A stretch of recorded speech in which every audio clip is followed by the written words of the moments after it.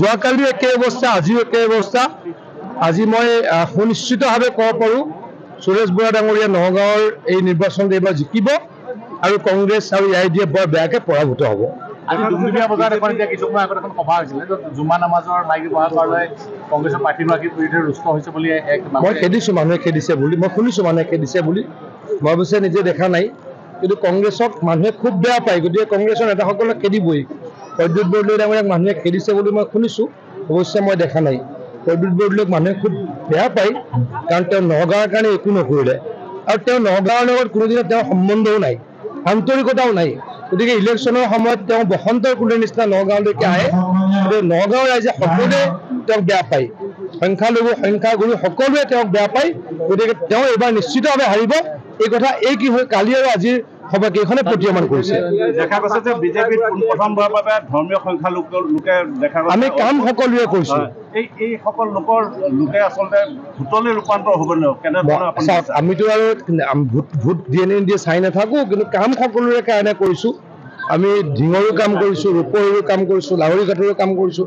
কাম যেতিয়া সকলোৰে কৰিছোঁ, ভোট ডেফিনেটলি বিচাৰিম, সকলোৰে ভোট বিচাৰিছোঁ। অভূতপূৰ্ব জনসমাগম হৈছে, সমৰ্থন দেখিছোঁ, সঁহাৰি পাইছোঁ। ডেফিনেটলি সকলোৱে ভোট দিব বুলি আশা ৰাখিছোঁ। আজি ৰূপহীয়াতৰ প্ৰাক্তন বিধায়ক মজিবুৰ ৰহমান ডাঙৰীয়াই জইন কৰিছে। আমাৰ এই অঞ্চলটোত আমি আৰু শক্তিশালী হ'ম। তেওঁ এজন যোগ্য বিধায়ক আছিলে, 11 চনত একেলগে বিধায়ক আছিলোঁ, ভাল ব্যক্তি। তেখেতৰ যোগদানে এই অঞ্চলত বিজেপিক আৰু শক্তিশালী কৰিব। যোৱাকালি একে অৱস্থা, আজিও একে অৱস্থা। আজি মই সুনিশ্চিতভাৱে ক'ব পাৰোঁ সুৰেশ বৰা ডাঙৰীয়া নগাঁৱৰ এই নিৰ্বাচনত এইবাৰ জিকিব আৰু কংগ্ৰেছ আৰু AIDF বৰ বেয়াকৈ পৰাভূত হ'ব।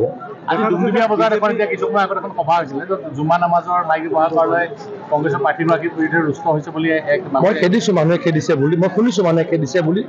মই অৱশ্যে নিজে দেখা নাই, কিন্তু কংগ্ৰেছক মানুহে খুব বেয়া পায়, গতিকে কংগ্ৰেছৰ নেতাসকলক খেদিবই। প্ৰদ্যুৎ বৰদলৈ ডাঙৰীয়াক মানুহে খেদিছে বুলি মই শুনিছোঁ, অৱশ্যে মই দেখা নাই।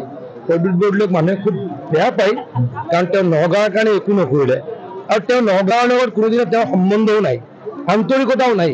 গতিকে ইলেকশ্যনৰ সময়ত তেওঁ বসন্তৰ কুলিৰ নিচিনা নগাঁৱলৈকে আহে, গতিকে নগাঁৱৰ ৰাইজে সকলোৱে তেওঁক বেয়া পায়, সংখ্যালঘু সংখ্যাগুৰু সকলোৱে তেওঁক বেয়া পায়।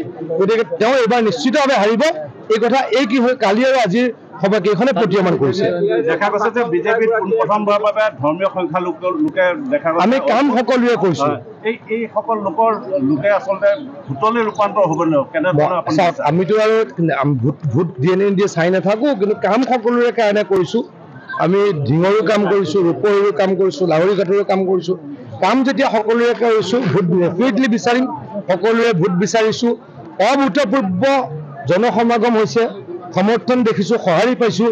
ডেফিনেটলি সকলোৱে ভোট দিব বুলি আশা ৰাখিছোঁ। আজি ৰূপহীয়াতৰ প্ৰাক্তন বিধায়ক মজিবুৰ ৰহমান ডাঙৰীয়াই জইন কৰিছে। আমাৰ এই অঞ্চলটোত আমি আৰু শক্তিশালী হ'ম। তেওঁ এজন যোগ্য বিধায়ক আছিলে, 11 চনত একেলগে বিধায়ক আছিলোঁ, ভাল ব্যক্তি। তেখেতৰ যোগদানে এই অঞ্চলত বিজেপিক আৰু শক্তিশালী কৰিব।